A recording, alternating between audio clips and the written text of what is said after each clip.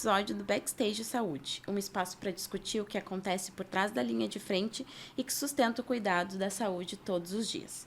Aqui é conversa sobre retaguarda, operação, eficiência e decisões que impactam diretamente a vida do paciente e a rotina do médico. E para inaugurar esse projeto, a gente recebe hoje quem viveu de fato isso na operação hospitalar.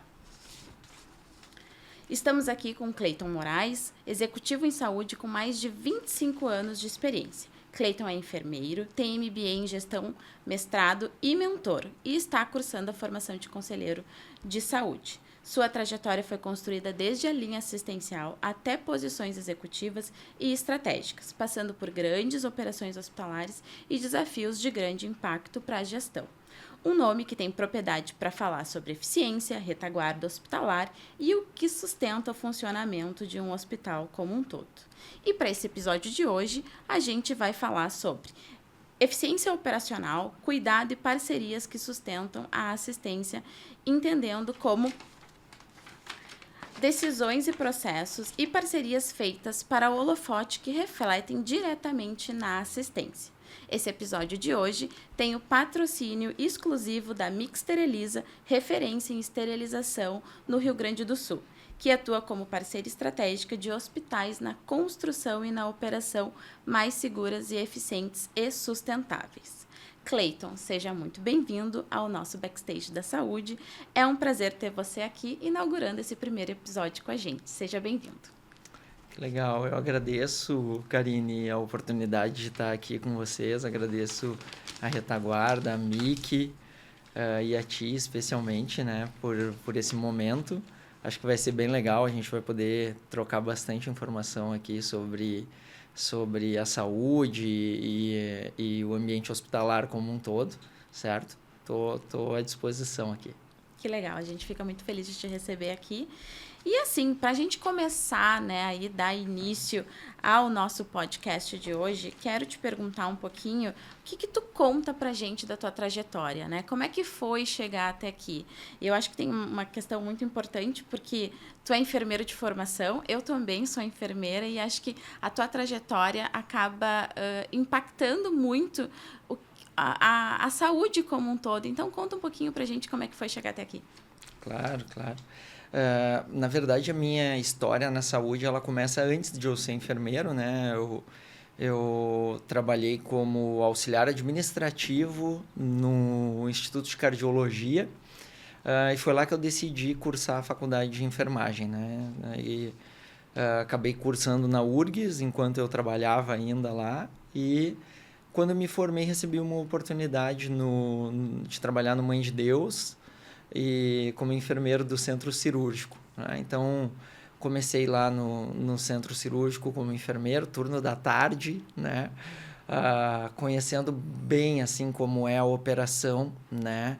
A relação com os pacientes, a relação com as famílias, uma equipe grande de trabalho, eram 15 salas de cirurgia, né? Então, uma equipe grande. E a minha ida para a gestão foi meio que natural, assim, eu acabei me envolvendo dentro da instituição com inúmeros projetos de alavancagem da instituição, né? Sempre procurei, para conseguir entregar o melhor nesses projetos, ter uma formação, né? Então, quase que cada passagem minha para um cargo de gestão, ele estava alicerçado com uma formação específica, né? E acabei daí virando chefe do centro cirúrgico, depois coordenador do serviço cirúrgico, gerente de operações do hospital, gerente de enfermagem e, por fim, dentro do Mãe de Deus ainda como diretor de operações, certo? Após aquele período da enchente, em que a instituição precisou ser evacuada e todo o processo de remontagem dela, eu acabei fazendo uma transição e fui trabalhar junto com o Moinhos de Vento e o HCOR num grande projeto aqui do PROAD, que foi o projeto de gestão hospitalar RS. Fiquei 1 ano nesse projeto, né? Era o tempo programado para o projeto. E ao sair, assumi a Superintendência de Eficiência da Santa Casa, um projeto também muito legal de aceleração da instituição com vias à qualificação de processos internos, né? Especificamente que tivessem um reflexo no ciclo da receita da instituição, mas com bastante foco na operação. E atualmente estou me dedicando aí à consultoria, né? Estou com 2 projetos de consultoria e avaliando algumas oportunidades do mercado aí para me recolocar como executivo. Que legal. É uma carreira sólida, né? Eu tenho uma lembrança de ti, porque eu fui estagiária do Mãe de Deus, né? E aí eu lembro de a gente falar, né, sobre o Cleiton, quanto o Cleiton nos ajudava lá no centro cirúrgico, né? Vindo aí da formação, né, de controle de infecção. Então, é uma carreira muito sólida e Obrigado. parabéns, né, Obrigado, por toda essa construção. E acho que é um legado também, né, que a gente vai deixando nas instituições. Então, mas com toda, né, essa expertise, eu acho que a gente pode falar, então, né, Cleiton, sobre eficiência operacional, o que isso impacta de fato, né, no dia a dia do paciente, do médico. E eu quero começar te perguntando, né, como é que, na tua visão, a eficiência operacional ela impacta na vida do paciente, do médico, do familiar, né, da equipe de enfermagem? Como que tu vê isso? Esse tema realmente é o tema que eu gosto mais de trabalhar. Eu tive muita oportunidade de trabalhar com grandes profissionais, né? Especialmente na minha transição lá para a diretoria, nas gerências do Mãe. E junto com esses profissionais nós consolidamos lá o Command Center e uma série de linhas que culminaram na linha de eficiência da instituição, né? Então, falar de eficiência operacional, eu fico muito feliz, muito tranquilo de conversar, né? Primeiro, né, Karine, eu acho que assim, a instituição ela precisa definir o que é eficiência para ela, sabe?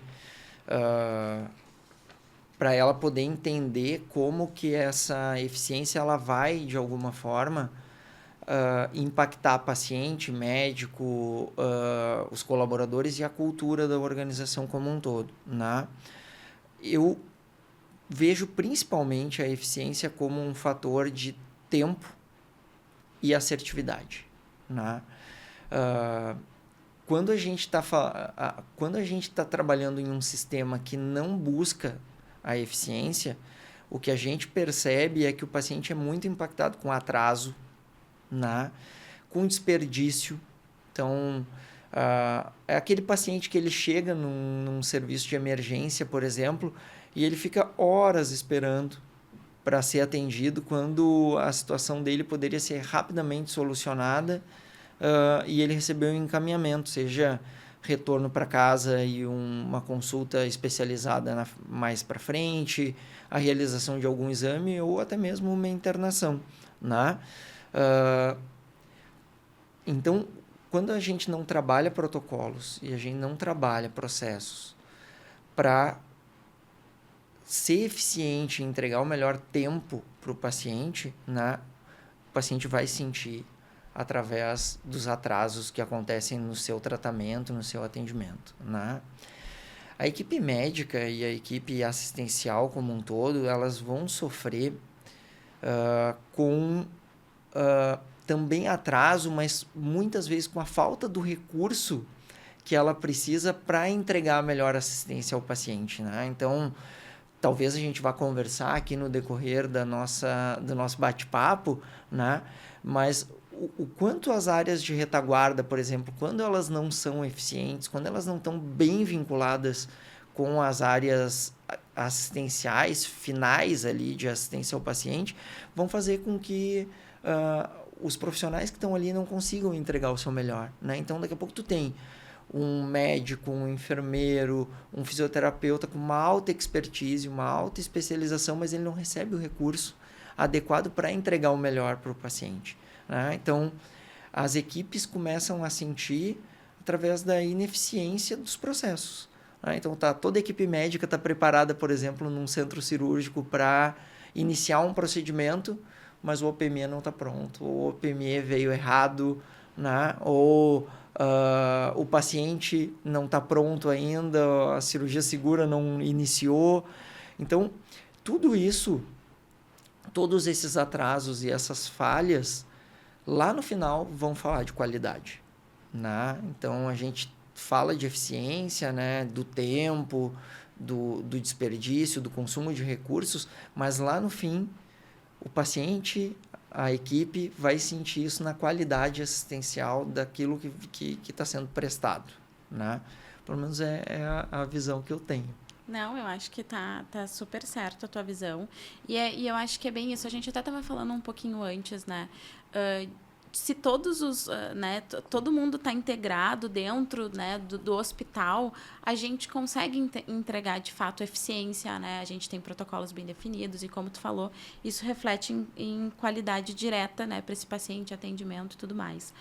Mas conta pra gente um caso real de quando essa eficiência de fato impacta, né? Tu falou um pouquinho aí sobre atraso, talvez em diagnóstico, né? Quanto tempo esse paciente vai ficar dentro do hospital? Conta aí um pouquinho como é que é isso, como isso se transforma lá na prática para o paciente, como que ele sente isso? Perfeito.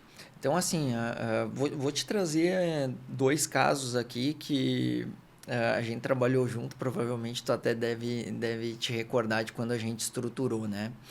Nós construímos dentro do Mãe de Deus, eu vou trazer essa expertise de lá, né? Um processo lá que era de Red e Green Day dos pacientes, né? Então, através daquilo que o médico prescrevia para o paciente, né? Toda a equipe assistencial realizava um round diário, né? E avaliava quais eram as definições daquele médico e o que o paciente precisava realizar naquele dia para que a gente pudesse considerar aquele dia como um dia green, um dia verde, um dia legal, um dia em que a gente conseguiu cumprir, né, com o plano terapêutico daquele paciente, né?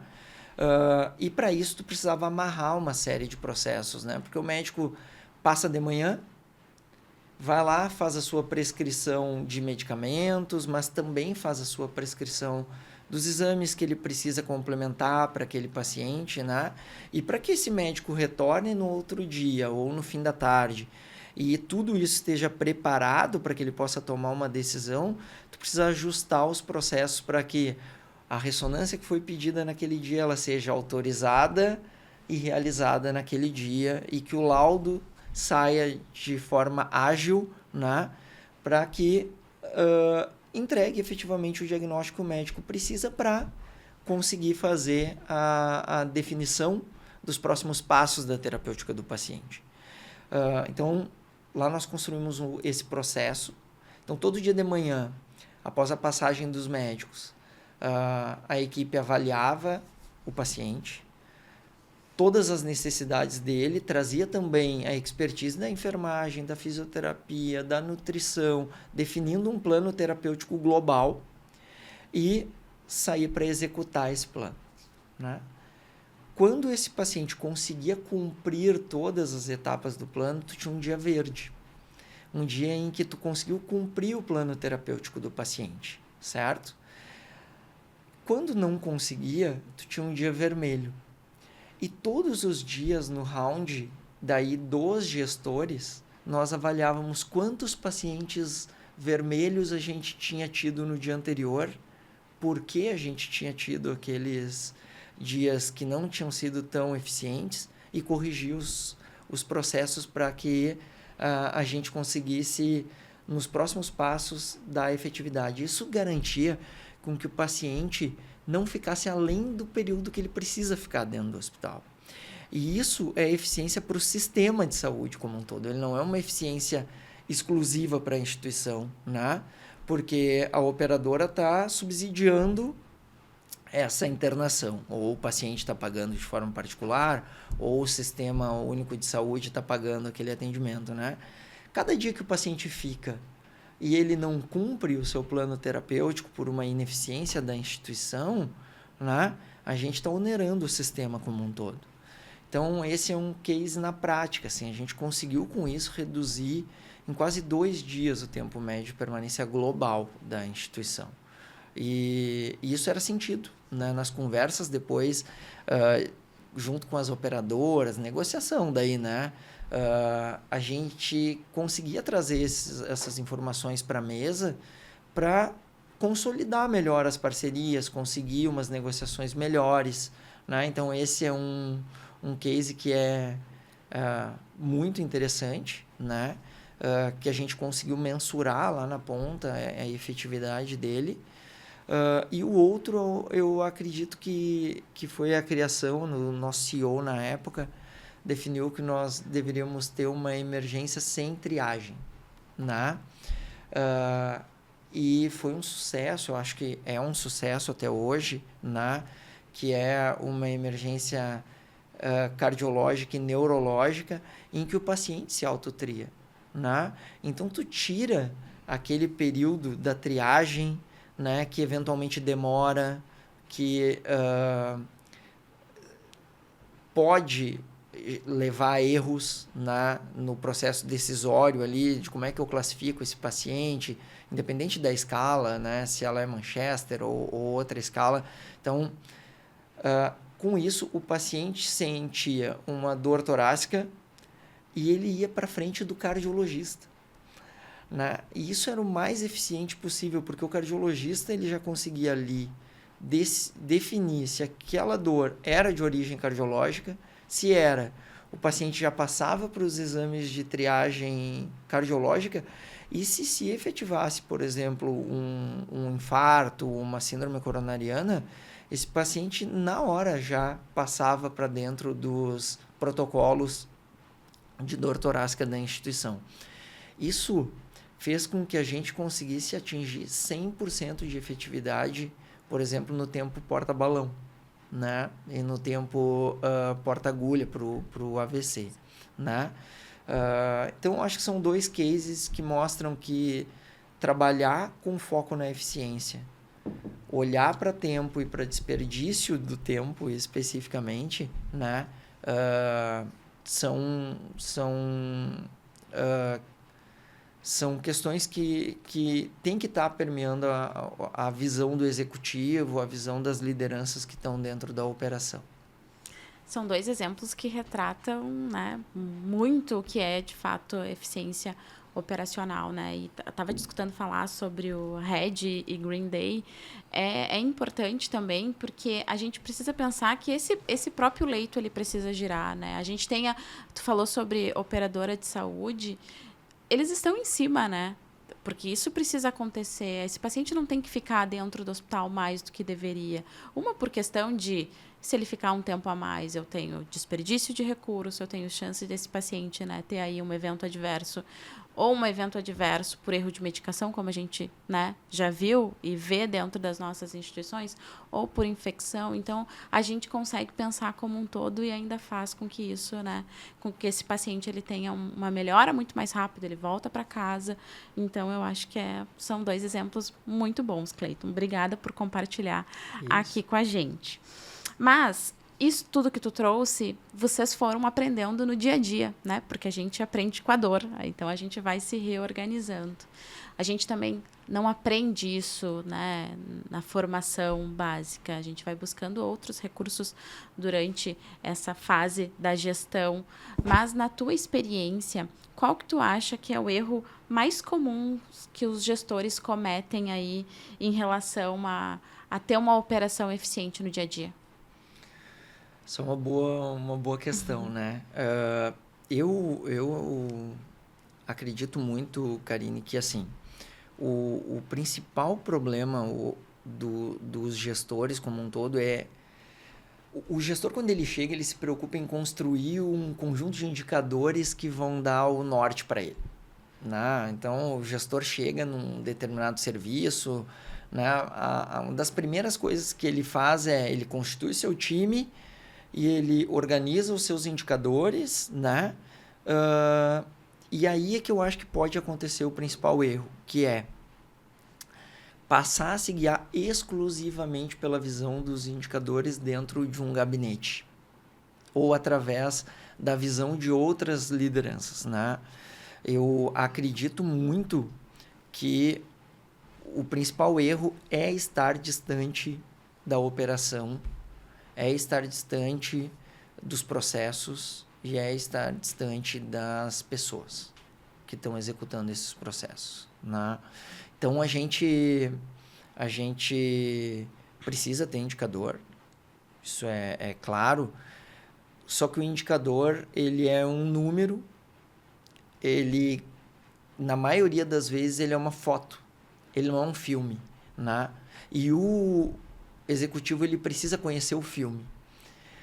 Então, nas instituições que eu passei, em todas elas, sempre procurei fazer com que a gente tivesse momentos próximos da operação.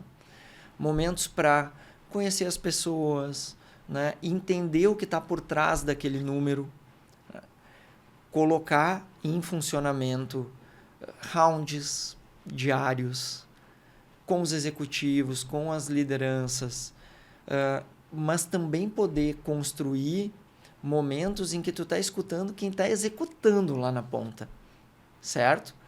Então, momentos para disseminação da estratégia, momentos onde tu, como principal liderança ou como o líder de um grande conjunto de profissionais, tu possa disseminar a cultura, disseminar o que tu espera, né? Dar o norte para aquelas equipes ali, mas também que tu possa ouvir, certo? Então, foram várias as ferramentas que foram utilizadas e que serviram muito para construir esse caminho que tu trouxe, sabe? Que é o caminho de uma construção, estando próximo da operação, estando próximo dos processos e das pessoas. Então, a gente pode dizer que comunicação e escutativa constroem uma eficiência operacional no dia a dia. Sem sombra de dúvidas, constrói. Né? Porque a partir dela tu consegue, né, ter a visão do processo, como é que ele está se desdobrando na ponta, o que está por trás daquele número, certo? Muitas vezes, inclusive, os números bons têm excelentes oportunidades de serem melhores, certo? Isso é uma questão de régua, né? Onde tu pode colocar um indicador e onde tu posicionar a tua régua em relação a ele, a tua meta, vai ser como tua instituição vai se posicionar, certo? Então, uma régua basal para aquele indicador vai te levar a resultados basais. Uma régua alta, muitas vezes, pode te tornar distante do alcance daquele indicador, mas ele vai te levar sempre à busca de resultados melhores. E aí tem que estar próximo das pessoas para entender quais são as dificuldades, elas poderem te passar a percepção delas, né? E eu acho que esse foi um aprendizado que eu levo para minha carreira como um todo, assim. Eu saí do Mãe e quando eu fui para o PROAD, tinha uma equipe de 12 especialistas,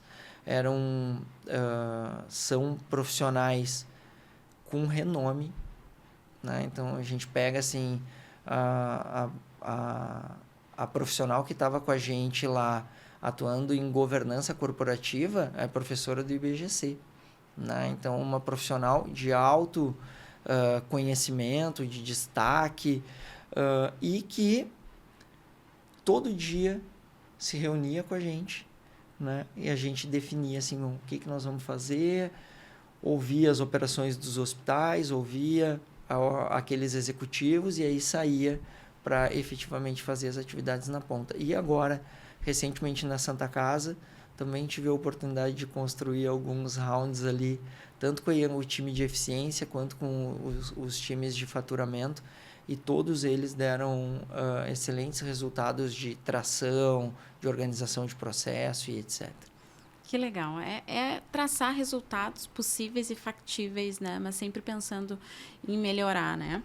Bom, em relação A gente, quando começou a falar de eficiência operacional, talvez muita gente tenha um entendimento que ela está ligada somente a custo, né? O quanto a minha operação funciona bem, o quanto de custo eu reduzo. Mas como é que tu vê isso? Como a gente consegue ter uma eficiência operacional que atenda, né, o nosso hospital, mas tenha aí uma consistência econômica? Como que esses resultados eles podem se cruzar? É fundamental, né? A gente não... A eficiência, ela não é um ente isolado dos demais entes de uma instituição, né? A gente construiu em vários desses locais em que eu tive a oportunidade de passar, né, uma matriz onde a gente conseguia olhar qualidade, eficiência, uma visão de cliente, que é importante, porque o paciente também tem que te dizer se aquilo que tu acha que tu está entregando para ele como eficiência, na visão dele é o adequado, né? E a visão econômica é fundamental. Agora, assim, por isso que eu falei ali no início, né, Karine, que assim, acredito muito que as instituições, quando elas falam de eficiência como um todo, elas precisam definir o que elas estão falando. A eficiência é um termo muito amplo, né? Ela pode servir para ser eficiência exclusivamente financeira, pode ser eficiência econômica, ela pode ser eficiente em tempo, ela pode ser eficiente nas linhas de qualidade ou de experiência, né? O que a gente quer falar com esse pilar de eficiência? Eu tenho percebido em diversas discussões que, basicamente, quando se fala em eficiência, está se falando em sustentabilidade econômica. E é fundamental que se discuta sustentabilidade econômica. Agora, o que eu tenho visto sobre o prisma da eficiência em muitos gestores é olhar exclusivamente para custo. E olhar exclusivamente para custo, na minha visão, é fazer exclusivamente uma agenda de curto prazo, sabe? Aquela agenda que tu tá tratando só o teu dia a dia, eventualmente tu vai tomar decisões equivocadas com base no custo de uma determinada área, não vai conseguir olhar a amplitude e a importância dessa área como um todo, certo? Rapidamente, as instituições, quando elas começam a olhar sobre um prisma exclusivamente econômico, elas vão para as áreas de retaguarda e enxugam essas áreas ao máximo. E depois não conseguem entender o porquê que o paciente não está satisfeito com aquela instituição, o porquê que o seu corpo clínico está evadindo para uma outra instituição, porquê que os colaboradores estão adoecendo, certo? Porque não pode ser só corte de custos. Tem que ser eliminação de desperdício. É diferente, certo? Muitas vezes é tu alocar o recurso de uma forma mais adequada.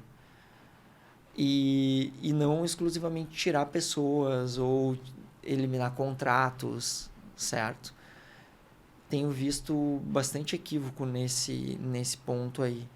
Agora, é fundamental, sabe, dentro da matriz, tu poder olhar que a tua instituição, ela entrega qualidade, ela se torna eficiente, aí tem uma série de indicadores, né, de tempo, indicadores de desperdício. Tu pode implantar, por exemplo, DRG para te saber exatamente como que tu está te posicionando dentro do tratamento dos pacientes, e é uma forma de tu olhar a eficiência. Tu tem que ter uma visão de como é que o teu cliente está olhando os teus processos, de como os teus colaboradores e corpo clínico estão entendendo a tua instituição, e o resultado econômico é fruto de tudo isso, certo? O equívoco é botar o resultado econômico na frente de tudo isso, né? Quando a gente começa lá a estudar, né, no gestão, e a gente vai olhar para planejamento estratégico e balance scorecard, né? A gente é apresentado lá para a metodologia de pessoas que executam processos, que encantam clientes, que geram resultados. E é assim que a trilha deve seguir, não o contrário. Toda vez que for o contrário, a gente corre o risco grande de errar. Esses dois caminhos, eles precisam andar junto, né? E eu acho que tu trouxe uma questão importante, que é o quanto a gente também escuta o paciente lá no final, né? Para entender se de fato tudo isso que a gente está fazendo, ou que a gente pensa lá no planejamento estratégico, de fato reflete lá para o paciente, se ele também está enxergando isso que a gente está fazendo, né? Então, é importante. Mas, para a gente falar um pouquinho, eu acho que tu trouxe várias coisas que levam para um perfil de liderança, né? De como a liderança que está à frente deste processo, né? Isso que tu acabou de falar, de que a gente precisa, primeiro, olhar para as questões de qualidade assistencial, né? Colocar tudo isso e ainda alinhar com custo. Eu preciso ter uma liderança à frente disso e que, de fato, entenda e saiba conduzir essa equipe. Então, na tua opinião, qual que é a posição que um líder toma à frente disso? A liderança é fundamental. Eu acredito muito que o papel do líder, especialmente os líderes que estão nas primeiras posições da hierarquia da instituição, eles são responsáveis por disseminar a cultura, certo?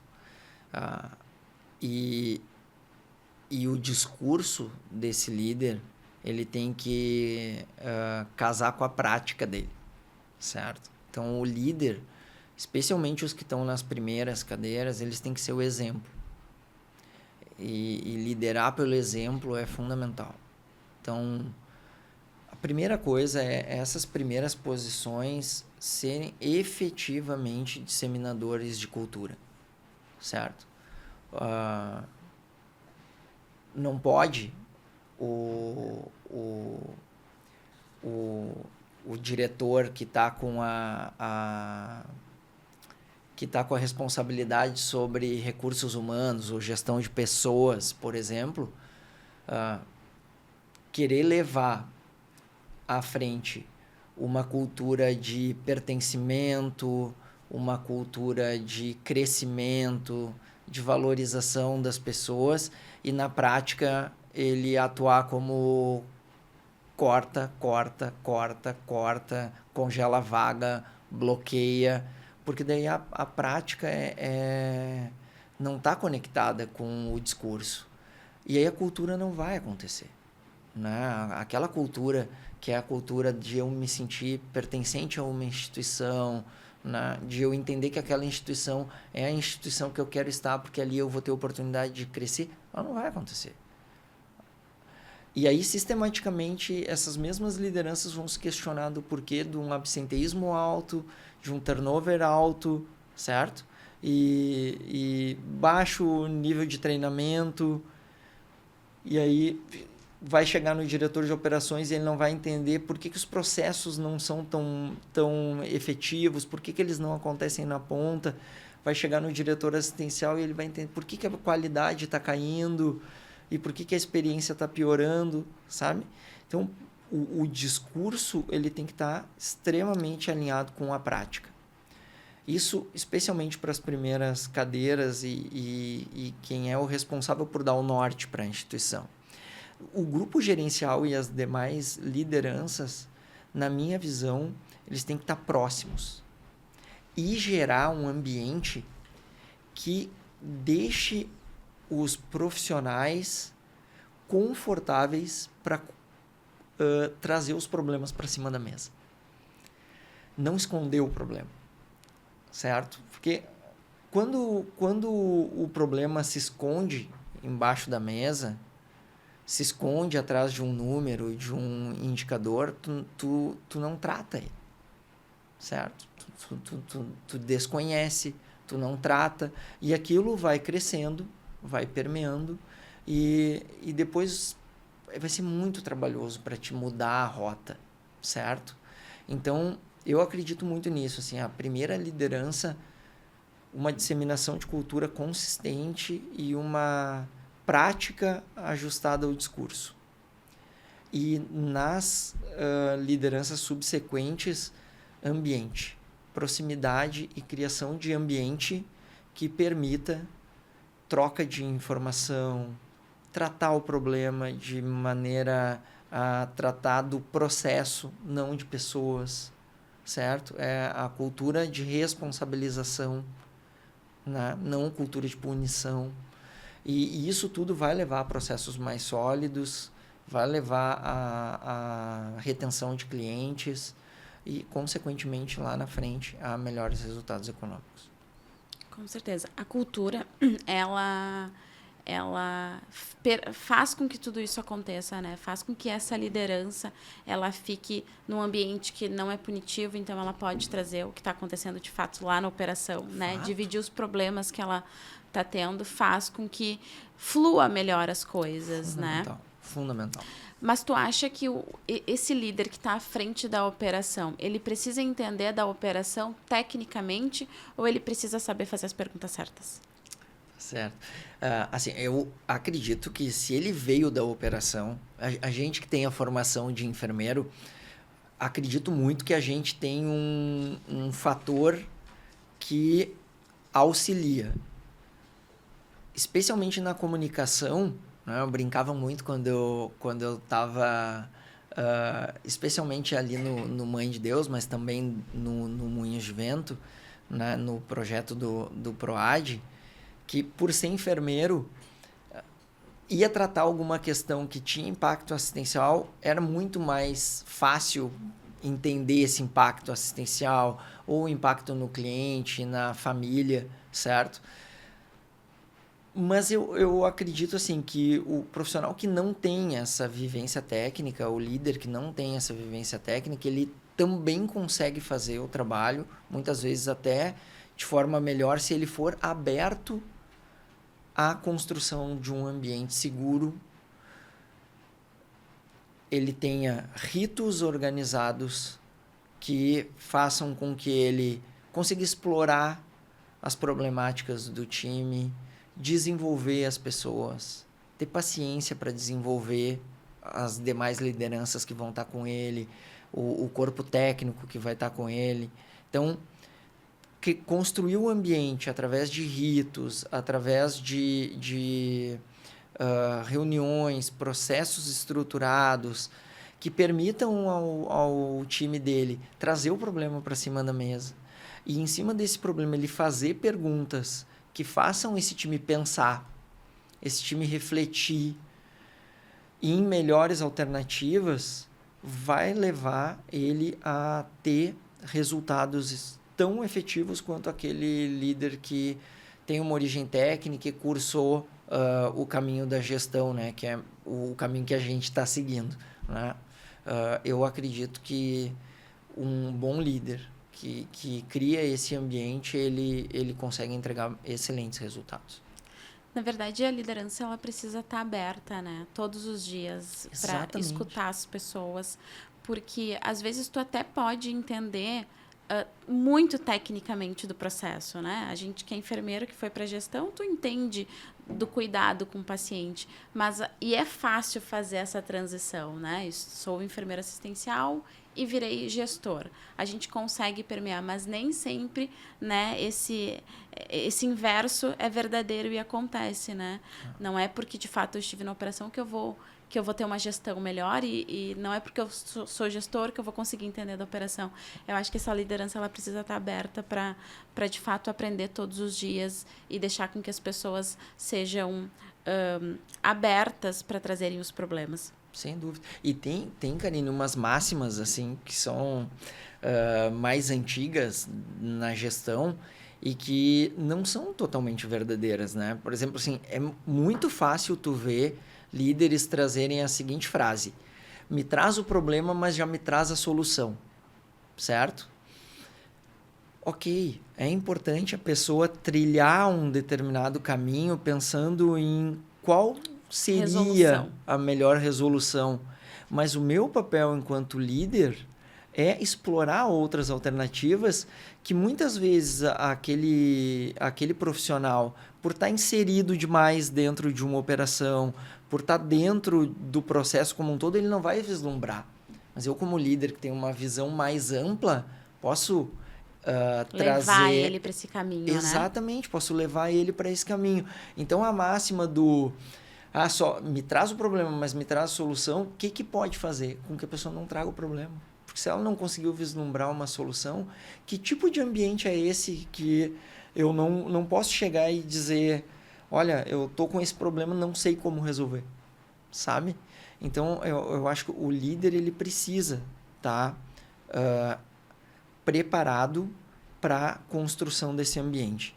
E eu tive a grande felicidade de participar de uma diretoria onde a gente construiu o nosso processo de trabalho através de uma metodologia que é do Patrick Lencioni, certo? E a gente vivenciou lá cada etapa dessa metodologia de construção de time, sabe? Então, o líder e o time como um todo, ele precisa estar, primeiramente, confiante um no outro. Precisa confiar. Depois que tu adquire essa confiança, tu precisa estar confortável com o conflito.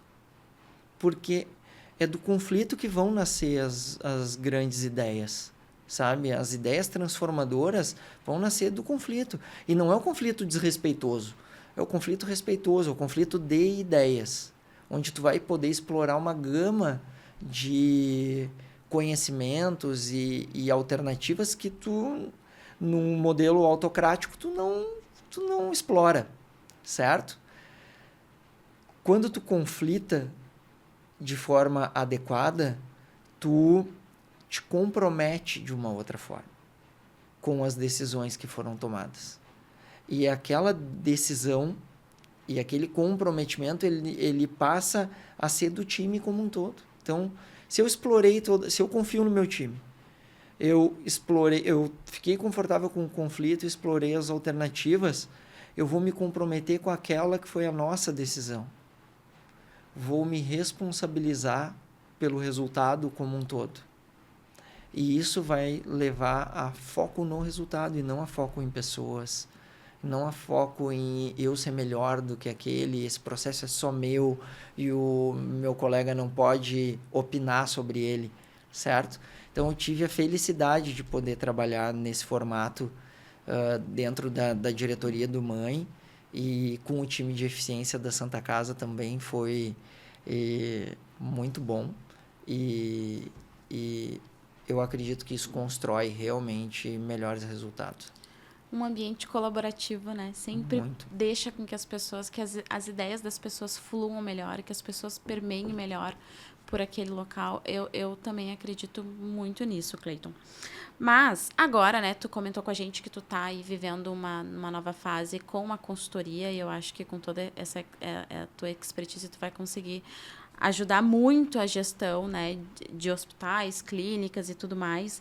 Mas quando tu entra num hospital como consultor, hoje um hospital, uma clínica, uma instituição de saúde, qual que é o primeiro sinal que tu entende que aquela liderança precisa ter de consciência, né? Consciência operacional. O que tu entende que naquele ambiente onde tu está indo, como é que tu identifica se essas lideranças têm ou não essa consciência operacional?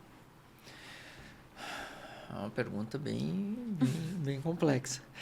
Mas o que eu procuro entender é se a instituição ela tem uma governança clara, certo? Se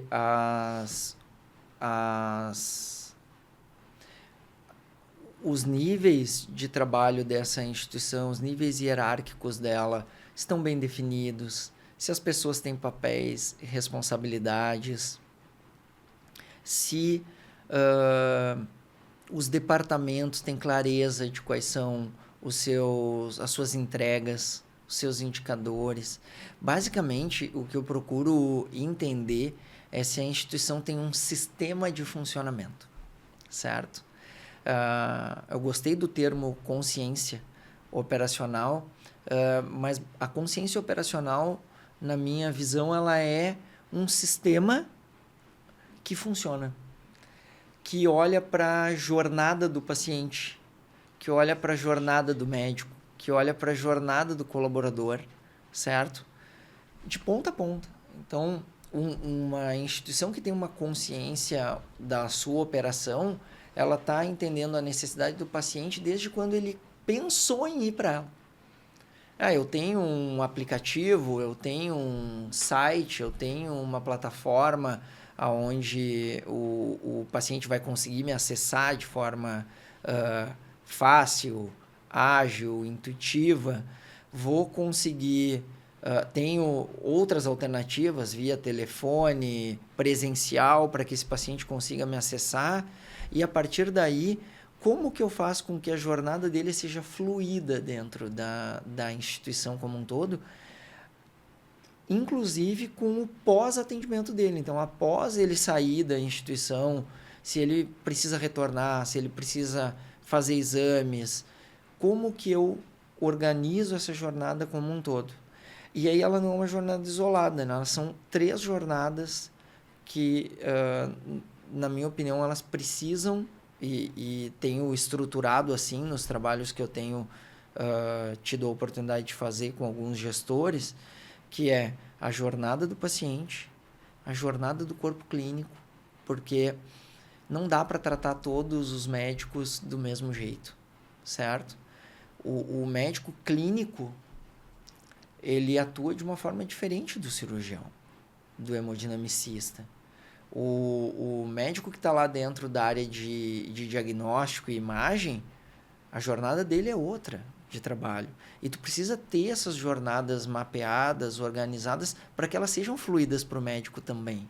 Para que ele queira ficar naquela instituição, trazer seu paciente, tratar o paciente ali dentro daquela instituição. E, por fim, a jornada do colaborador, que ela muitas vezes ela é menosprezada dentro das instituições. Mas o colaborador também precisa ter uma jornada pensada desde quando ele pensou em ir para aquela instituição, né? Não é só o trabalho conosco dentro do site, mas como é que eu recebo esse colaborador, como é que eu preparo ele para estar dentro da área. E a gente vê muito dentro das instituições, né, Karine?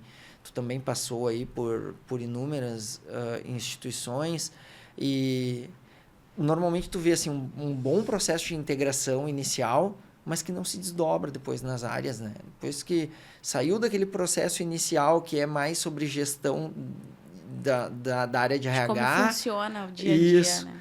Daí passa para dentro da instituição e aí ali o colaborador não segue tendo, né, a sua jornada guiada, certo? Então, eu acredito que precisa ter essas 3 jornadas bem organizadas, mapeadas, e a instituição com seus papéis e responsabilidades de cada um dos seus serviços e seus líderes definidos. Quando eu chego numa instituição e eu percebo que isso está, pelo menos, mapeado, eu entendo que a instituição tem uma consciência operacional. Isso não quer dizer que ela já tenha excelentes resultados, certo? Mas ela está preocupada com isso. Ela desenhou o processo, ela está procurando melhorar, ela tem ritos onde ela trata os problemas, certo? Aí vem o trabalho realmente, que é o trabalho ali de tu apertar os parafusos e tal, dar treinamento, etc. E tu vai evoluindo para conseguir atingir melhores resultados. E acho que tu trouxe uma questão importante, que é vivenciar essa operação, né? Eu preciso pensar, inclusive quando o colaborador vai sair de casa, né? Eu preciso pensar como que ele chega até a minha instituição, o paciente, né? Como que ele passou durante aquele momento de diagnóstico dele, né? Como é que foi a caminhada dentro do serviço. Então, a gente precisa viver isso muitas vezes na prática, né? Pra gente pensar, não, realmente, aqui a gente precisa voltar e ajustar, aqui a gente precisa voltar, né? E pensar. Então, Ô, Karine, tu na época da pandemia, tu estava conosco lá no Mãe? Não, eu tinha acabado de sair do Mãe de Deus. Tinha acabado de sair. Aham. Lá eu tô tomando a liberdade de trazer o nome Por das favor. instituições, porque, na verdade, assim, eu só tenho coisas boas a trazer das instituições por onde eu passei, sabe? Eu sou muito feliz por ter tido a oportunidade de trabalhar na área da saúde em 4 grandes instituições, né? O Instituto de Cardiologia, Mãe de Deus, Moinhos de Vento e HCor, e Santa Casa de Porto Alegre, né? Então, eu tenho somente coisas boas e experiências boas para trazer dessas instituições. Na pandemia, eu me recordo que o Mãe de Deus foi uma das únicas instituições que não fechou visita. Se preocupou com a família naquele momento, na construção de protocolos de visitação guiada e acompanhada, e diferente de muitas outras instituições, o familiar conseguiu visitar o seu paciente que estava internado, né? Claro que em áreas como terapia intensiva neonatal, isso não era disseminado dessa forma, mas o paciente e o familiar, ele era avaliado se ele conseguia cumprir os seus protocolos, ele era orientado, e a partir daí, se ele conseguisse, ele podia visitar num tempo, certo? E isso é pensar no paciente, isso é colocar, né, a jornada do paciente em primeiro lugar, sabe? E aí ir ajustando os processos para que essas coisas aconteçam, sabe? Então, são experiências que foram marcantes, né? E muito exitosas. E a pandemia também nos fez repensar muitas coisas, né, que a gente tinha como estanque, né? Muito. Então, fazer a gestão desse risco, porque isso é gestão de risco puro, né? Exato. Qual que é o benefício que eu tenho para esse paciente, para essa família? Então, isso tem tudo a ver com eficiência operacional, né? Exatamente. Então, Cleiton, para a gente falar um pouquinho, né, de fato sobre retaguarda hospitalar, queria que tu comentasse com a gente, dentre esses serviços que compõem aí a retaguarda hospitalar, quais são aqueles que tu acha que, de fato, são invisíveis, mas que eles sustentam a assistência?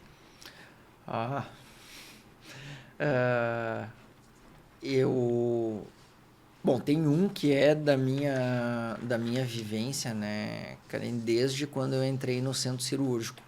Muito menosprezado, mas que é fundamental para a operação de qualquer instituição, que é a Central de Materiais e Esterilização, né? O CME como um todo é uma área muito menosprezada dentro das instituições hospitalares. O CME costumava brincar com o pessoal que trabalhava comigo, que ele só é lembrado quando ele não funciona, certo?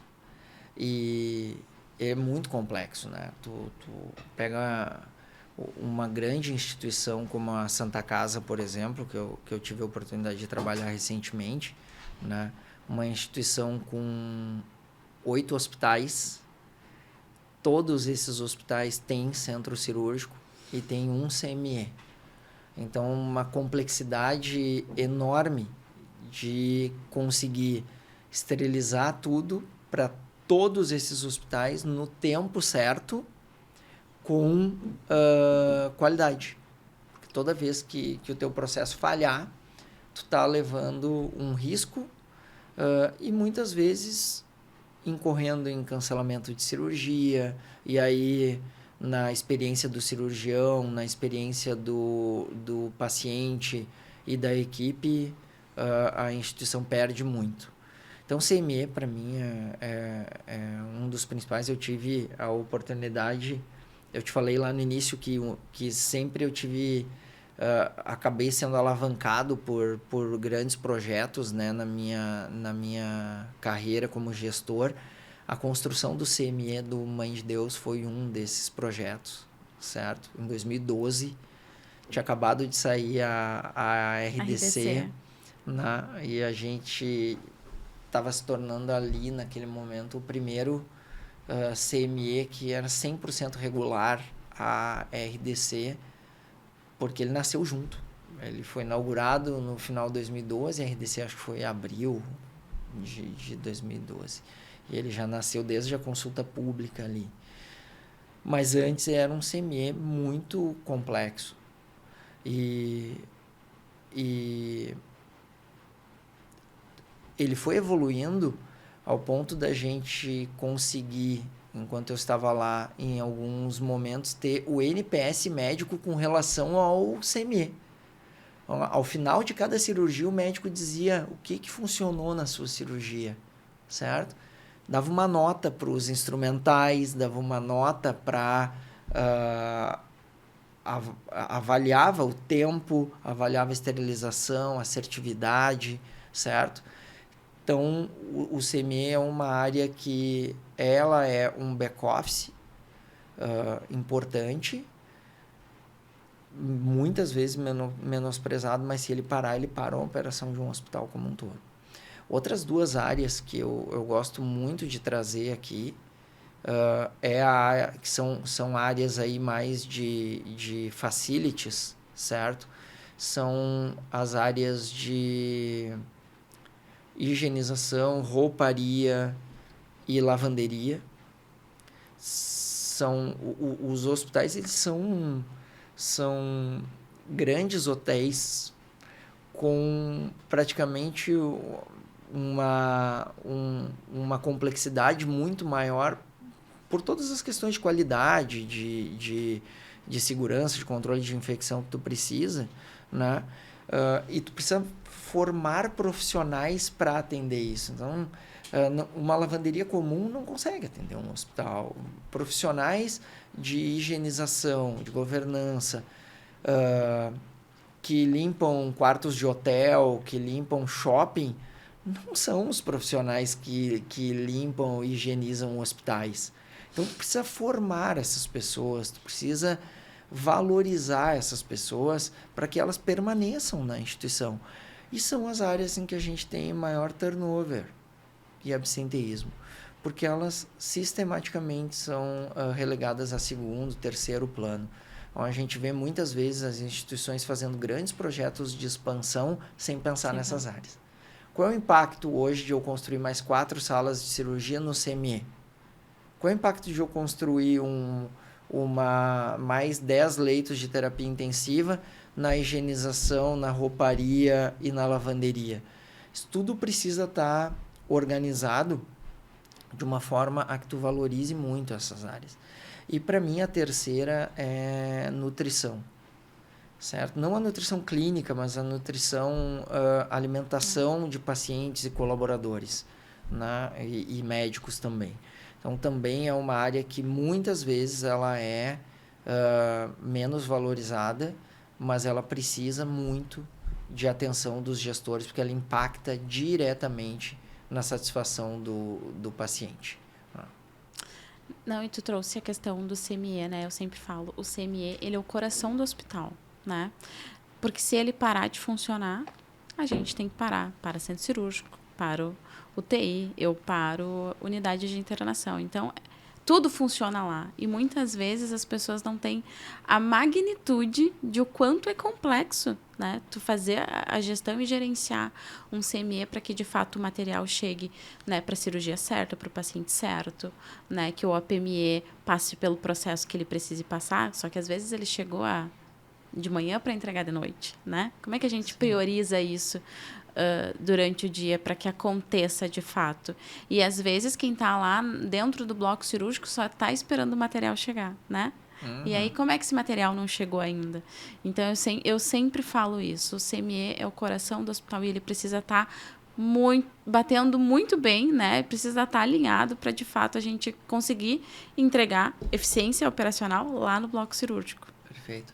E eu acho que a gente, enquanto gestor, é complexo, né? Claro que eu vir aqui falar, tem que dar importância para essa área, é claro, mas o gestor, quando ele está sentado na cadeira executiva, ele tem que tomar decisões, certo? E os investimentos, eles não são infinitos, né? Os recursos hoje, eles são recursos que precisam ser bem pensados, planejados e executados para dar o retorno efetivo, porque as instituições elas não têm hoje um recurso sobressalente para aplicar em aquilo que não vai dar retorno para a instituição. Então, eu acredito muito que as instituições elas precisam se aproximar de outras instituições que também que detêm o conhecimento e as melhores tecnologias dessas áreas e que possam apoiar na gestão dessas áreas, certo?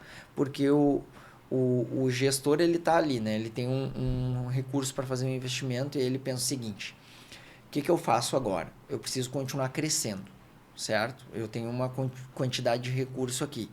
Eu pego esse recurso e eu invisto no crescimento do meu centro cirúrgico, da minha área de imagem, para captar mais cliente, para entregar mais tecnologia, mais qualidade, ou eu pego este recurso e faço uma melhoria tecnológica dentro do CME, certo? Então, essa decisão, ela é complexa para o gestor que está ali.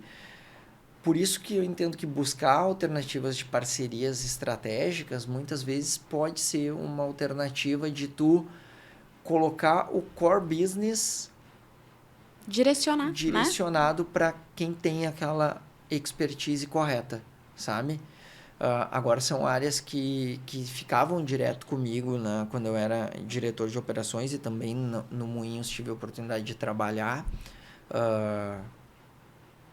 no projeto do PROAD nesses 7 hospitais, né, facilities, por exemplo, era uma das áreas e que a executiva que ficou com essa cadeira é também uma profissional com uma experiência enorme, assim, já ocupou posições executivas em grandes hospitais do Brasil como um todo, e a questão era sempre a mesma, né? Como fazer a melhoria tecnológica, como qualificar os processos, muitas vezes com um staff ele que não tem essa expertise, sabe? E construir principalmente, né, falando de CME, assim, né, eu vivi muito isso e vivo, né, diariamente a questão do CME, como tu informatiza isso, né? Como que a rastreabilidade desse material, como tu melhora isso, mas tu sabe que tu tem um centro cirúrgico para aumentar, né? Tu precisa colocar mais salas para rodar, tu precisa trazer um corpo clínico para dentro desse bloco cirúrgico para girar. Então, essa escolha que tu falou é quase que uma escolha de Sofia, né? Eu tenho um recurso e eu preciso direcionar ele melhor. Mas tu falou de outra área também, que é a área de higienização, facilities, né, como um todo, mas eu tive a oportunidade de trabalhar de gerenciar um grupo de higienização, de construir com eles todo o trabalho, e o quanto é uma área que muitas vezes é a primeira área que está lá no corte, né? Quando tu pensa em reduzir custo, da onde que a gente vai tirar as pessoas? Não, vamos tirar uma pessoa daqui da higienização, uma pessoa dali. Mas e é um trabalho que é invisível, né? Porque tu chega no hospital, o hospital tá limpo, o hall da entrada tá perfeito, né? Uhum. A cera foi passada ontem de noite às 3 horas da manhã, porque é o horário que não tem ninguém dentro do hospital. Então, quando tu chega de manhã, tá tudo brilhando, tá tudo limpo. Mas é uma das áreas que, na primeira conversa de corte, ela tá lá, né? A grande questão de não estar na agenda da liderança principal, né? Essas áreas, elas precisam estar na agenda da diretoria, assim como a área assistencial está. Elas são áreas que, se a higienização parar, o hospital para. Não gira leito, tu não gira sala de cirurgia, tu não gira área de imagem. Então, são áreas que sustentam a operação de tal forma que elas precisam ter planos consistentes, ter seus indicadores. Eu acho que essa também é sistematicamente uma falha desses serviços, sabe? Que é se colocar no papel estratégico, se colocar com indicadores estratégicos, com indicadores táticos, operacionais, se mostrar sua importância, sua volumetria. Imagina hoje um giro de leito da Santa Casa, por exemplo.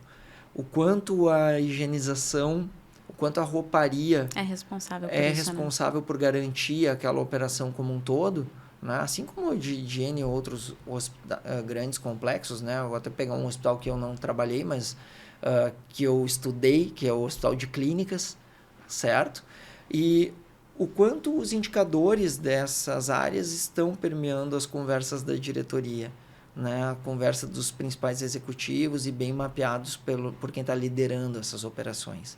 E tem uma outra questão, sabe, que eu acho importante trazer quando a gente está falando dessas áreas aqui, que foi uma vivência também que eu acabei tendo, que foi a evacuação do Hospital Mãe de Deus, a importância de ter planos de contingências para essas áreas, sabe? Naquele momento em que a instituição para como um todo e tu precisa manter pacientes ainda em atendimento, sejam oncológicos, sejam pacientes com cirurgia tempo-dependente, pacientes de hemodiálise, os planos de contingência que estavam mapeados naquele momento suportaram 100% a operação acontecer, inclusive em outros lugares, já que elas não poderia acontecer dentro do Hospital Mãe de Deus como um todo, sabe?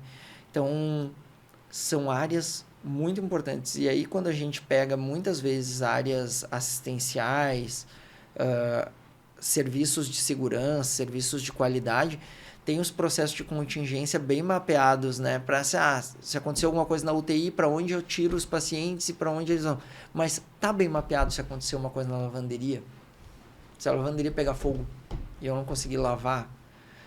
Tá, se o CME ficar sem energia elétrica por 15 dias, por uma pane elétrica, tá bem mapeado qual é a minha contingência para não afetar a minha operação, certo?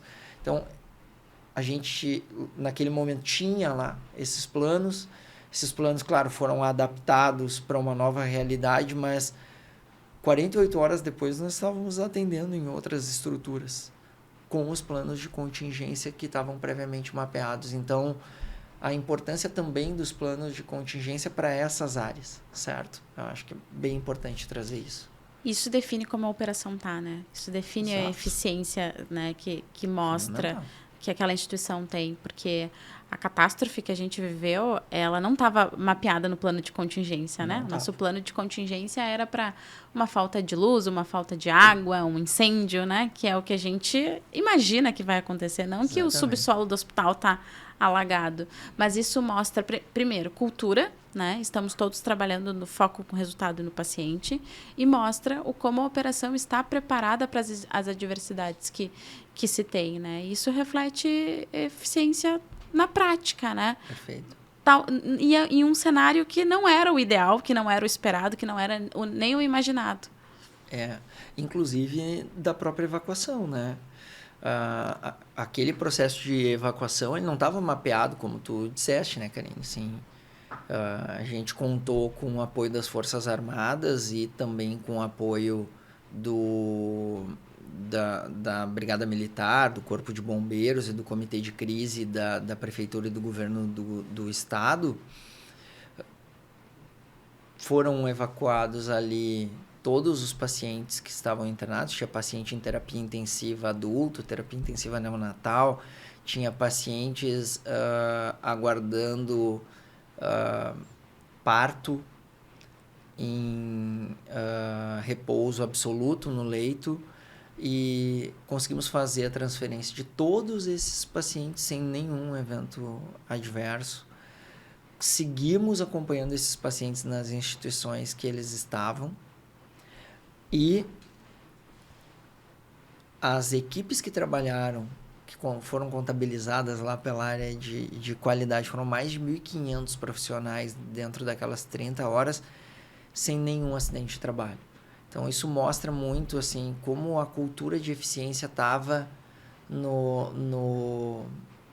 permeando a comunicação da instituição como um todo, certo? E quando foi posta à prova, conseguiu entregar. Foi assim, obviamente, né, o momento ele era ruim, mas foi muito bonito de acompanhar, assim, a gente que vive gestão, que gosta disso, de acompanhar como foi a mobilização. Eu tive a oportunidade depois de acompanhar um pouquinho da apresentação, né, que o Mãe de Deus fez em relação a isso. Então, tu acompanhar isso é magnífico, ver como as pessoas se organizaram e E fala, né, como eu falei, vou repetir, né, a gente fala de cultura, né, aquilo mostra a cultura daquela instituição, então é muito interessante. Mas quero te fazer uma pergunta agora, que é em relação, né, já que a gente está falando bastante sobre eficiência, né, e trazendo esses exemplos, tu já ocupou, né, várias posições estratégicas dentro de instituições, então, como superintendente de eficiência hospitalar, na prática, o que é eficiência operacional dentro de um hospital? No meu conceito, eficiência operacional é tu ajustar a capacidade, a demanda que tu tem, com os melhores fluxos e processos que tu conseguir para gerar qualidade e valor, certo? Então, tu tem uma capacidade dentro da tua instituição, tu tem uma demanda para atender e tu precisa ajustar com processos essa capacidade à demanda e eliminar o máximo de desperdício que tu conseguir nesse processo como um todo, certo? Quando começamos a trabalhar com essa linha de eficiência, há muitos anos atrás, foi em 2015, nós tínhamos um gestor naquela época focado na qualificação da eficiência da instituição como um todo. E foi construída uma política de eficiência. Essa política, ela tinha passos, tal qual a política de qualidade, ela tinha passos que precisavam ser atingidos para que a gente conseguisse entender que nós éramos uma instituição eficiente. Através essa política se desdobrou num conjunto de indicadores que depois virou uma matriz de eficiência. E a matriz de eficiência, ela trabalhava exatamente isso. Ela trabalhava com indicadores que tratavam dos tempos de atendimento, tanto de acesso quanto do período do atendimento como um todo, e do pós-atendimento dos pacientes. Eram mais de 86 processos que eram mapeados. Claro que não eram todos eles que estavam dentro da matriz de eficiência, só que essa matriz ela tinha um acompanhamento sistemático, cada gestor de serviço sabia qual era o seu indicador para entregar a eficiência global, e existia ali um processo de avaliação tanto semanal dentro de reuniões gerenciais, quanto mensal dentro das reuniões de avaliação, onde a gente olhava aqueles indicadores e definia quais eram as mudanças de rumo que precisava ter, né, para conseguir atingir os resultados em cada um daqueles indicadores. Sempre ajustando a demanda que se tinha, a capacidade que estava instalada ou operacional naquele momento, com o menor desperdício possível. Assim, acho que daria mais um episódio, né, de podcast para a gente falar somente sobre essa matriz, porque isso é acompanhamento de metas e cada um com seu papel definido sabe o que vai entregar no final. Isso reflete, né, na eficiência como um todo. Mas eu queria te perguntar uma coisa, que se eficiência operacional fosse uma frase, tá? O que tu deixaria escrito na parede de um hospital? Se eficiência fosse uma frase, o que eu deixaria? Só vou ter que pensar um pouco, né? Isso é complexa. O que reflete para ti no teu dia a dia? Eu acho que eu deixaria algo como focado na jornada das pessoas como um todo, sabe? Eu traria uma frase que seria algo como: eficiência é a melhor jornada das pessoas dentro de uma instituição, com os melhores resultados, certo? E porque eu acredito muito que a gente precisa olhar para a eficiência a partir da jornada do paciente, a jornada do médico e do colaborador, e isso lá na frente vai se tornar uma eficiência econômica melhor. Entende? Nós vamos conseguir, a partir disso, ocupar melhor o hospital, a gente vai ter clientes mais satisfeitos que vão indicar a instituição e vão retornar para a instituição para fazer seu tratamento. A gente vai ter médico fidelizado que quer continuar ali, quer trazer seu paciente. E isso, consequentemente, vai levar a melhores resultados. Vai levar uma qualificação da receita da instituição, um olhar atento para os custos, certo? Parceiros estratégicos para as áreas de compra, para as áreas de back-office, para as áreas, inclusive, médico-assistenciais, e isso gerando melhor resultado, inclusive econômico. Que legal. Cleiton, foi, acho que uma manhã muito produtiva, né? Te escutar e aprender, né? Eu sentei aqui nessa cadeira e aprendi muito contigo, então quero te agradecer muito por ter aceitado o nosso convite, por estar aqui, né, no nosso primeiro podcast, né, nosso primeiro episódio do podcast Backstage da Saúde. Então foi um prazer te receber. Obrigado. Temos temas ainda, né, para tratar, porque acho que tem uma continuação disso que a gente falou aqui, mas nós da Retaguarda Hospitalar, a gente te agradece bastante e muito obrigada. Certo, Karine, foi um prazer te reencontrar aqui. Agradeço a Retaguarda Hospitalar pelo convite, é um prazer e tô sempre à disposição aí para conversar sempre que vocês me chamarem. Que legal, muito obrigada. Esse foi o nosso primeiro episódio do Backstage da Saúde, um espaço para a gente discutir o que sustenta a assistência todos os dias. E para quem quer nos acompanhar, nos siga lá nas redes sociais, @Retaguarda Hospitalar. Vai poder acompanhar o episódio do podcast de hoje e também todos os nossos conteúdos de muita qualidade. E muito obrigada.